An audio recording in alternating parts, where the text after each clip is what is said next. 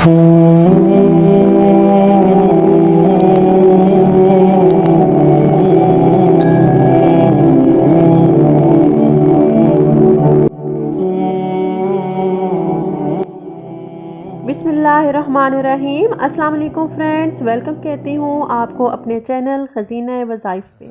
शब कदर अल्लाह ताला की तरफ से ख़ास इनाम इकराम की रात है। खुशकिस्मत है वो बंदा जिसे ये रात नसीब होती है और वो इस रात में खालिसन अल्लाह ताला की इबादत करके दुनिया और आखिरत में सुरखरू हो जाता है। इस रात जो भी मांगा जाए अल्लाह ताला वो अता करता है और इस रात मुक़द्दर किस्मत तकदीर के फ़ैसले लिखे जाते हैं। इस रात आसमान से ज़मीन तक नूर ही नूर होता है। अल्लाह ताला के फ़रिश्ते खैर व बरकत लेकर ज़मीन पर नाजिल होते हैं और बंदगाने खुदा से मुसाफ़ा करते हैं और सारी रात झोलियाँ भर भर के रहमतें, रिज़्क़, नसीब, मालो दौलत, शिफा बाँट रहे होते हैं और हर तरफ सदाएं लग रही होती हैं कि है कोई अल्लाह का बंदा मांगने वाला, आज जो भी मांगेगा अता किया जाएगा। तो इस एक रात में किया गया अमल भी 1000 महीनों की रातों से ज़्यादा ताकतवर है। और फ्रेंड्स, फितरत इंसानी का तकाजा है कि इंसान अपने खालिक को पहले से ज़्यादा उस वक्त पुकारता है जब वो मुश्किल में होता है। तो आज की वीडियो में मैं आपसे एक हिर्स रूहानी नूर शेयर करने जा रही हूँ जिसको पढ़ के आप अपने तमाम मसाइल हल कर सकते हैं और आइंदा हिफाजत व अमान भी पा सकते हैं। और फ्रेंड्स, इस अमल की बरकत से नसीब यावरी और बख्त खुशाई होती है, बदनसीबी दूर होती है, किस्मत के सितारा अरूज पकड़ता है और देखते ही देखते इंसान साहिब सरवत, मालदार, अमीर, कबीर, खुशकिस्मत बन जाता है। दिन ब दिन तरक्की की मनाजिल तय करता जाता है। मिट्टी को भी हाथ लगाता है तो सोना बनता जाता है। हर बंद दरवाज़ा उसके लिए खुल जाता है और उसकी किस्मत ऐसे संवरती है कि देखने वाले भी दंग रह जाते हैं। इसके अलावा इस अमल से जिन लोगों पर जादू, बंदिश, जिन्नात, हसद, नज़र-ओ-बद जैसे मसाइल हैं, वो अगर इसका अमल 27वीं शब कर लें तो दरपेश मसाइल से खलासी होगी और आइंदा साल भर के लिए भी तहफ़्फ़ुज़ कायम रहेगा। इसी तरह साल भर जिस्मानी रूहानी अमराज, आफ़ात से महफूज रहेगा। कोई बड़ा हादसा, अचानक मुसीबत या कोई जानलेवा बीमारी जो होगी उसके हमले से महफूज रहेगा।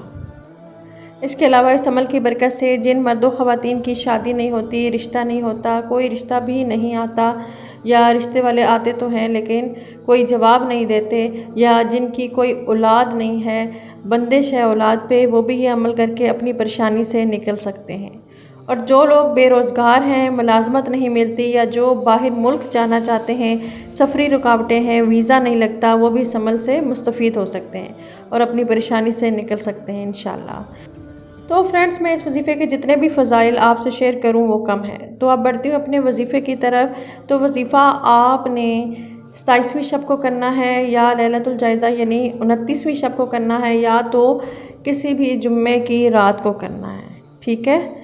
तो वजीफ़ा जो है वो आपने रात का आखिरी हिस्सा जो अभी है वो 3 बजे से लेकर 4 बजे तक है। इस हिस्से में रूहानियत अपने अरूज पर होती है और कबूलियत का वक्त होता है। तो उस वक्त आपने ये वजीफ़ा करना है, ठीक है। तो वजीफ़ा ये है कि आपने रात के आखिरी हिस्से में, चाहे वो जुम्मे की रात हो, चाहे वो 27वीं शब की रात हो या लैलतुल जायज़ा यानी 29वीं शब की रात हो, लेकिन 27वीं शब हो तो ये सबसे ज़्यादा बेहतर है।